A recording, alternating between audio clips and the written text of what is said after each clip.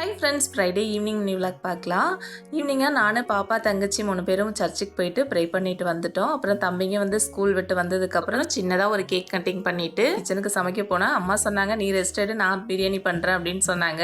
இவ்வளோ நாள் என் கையால் சமைச்சு கொடுத்துட்டு என் பர்த்டே அன்னைக்கு நான் உங்களுக்கு சமைச்சு கொடுக்காம எப்படின்ட்டு நானே சமைச்சிக்கிறேன், நீங்கள் போங்கன்னு சொல்லிட்டு நான் தான் இன்றைக்கி பிரியாணி பண்ணேன். இன்றைக்கி வந்து கொஞ்சம் நைட் டைம்ன்றதுனால வெரைட்டிலாம் கொஞ்சம் கம்மியாக தான் பண்ணது. பிரியாணி 65 பண்ணிவிட்டு எக்கு மட்டும் பாயில் பண்ணியிருந்தது. ஆனியன் ரைத்தா வந்து பண்ணலை, ஏன்னா பாப்பாவுக்கு கோல்டாக இருக்கிறதுனால. பாப்பாவுக்கு வந்து ரைத்தானா ரொம்ப பிடிக்கும். அவங்க வந்து பிரியாணிக்கு ரைத்தா வச்சு சாப்பிட மாட்டாங்க, ரைத்தாக்கு தான் பிரியாணி வச்சு சாப்பிடுவாங்க.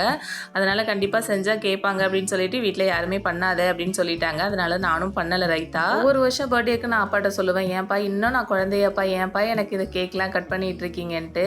அப்பா சொல்லுவாங்க, எங்கள் உயிர் இருக்கிற வரைக்கும் நீங்கள் எல்லாருமே எங்களுக்கு குழந்தை தாண்டா அப்படின்னு சொல்லிடுவாங்க. அதுலேயே நம்ம வந்து அடுத்த வார்த்தை பேச முடியாது. இயர் பர்த்டே வந்து எனக்கு ரொம்பவே மனசுக்கு பீஸ்ஃபுல்லாக ரொம்ப ஹாப்பியாக போச்சு. நம்ம நெக்ஸ்ட் வீடியோவில் பார்க்கலாம். பாய்.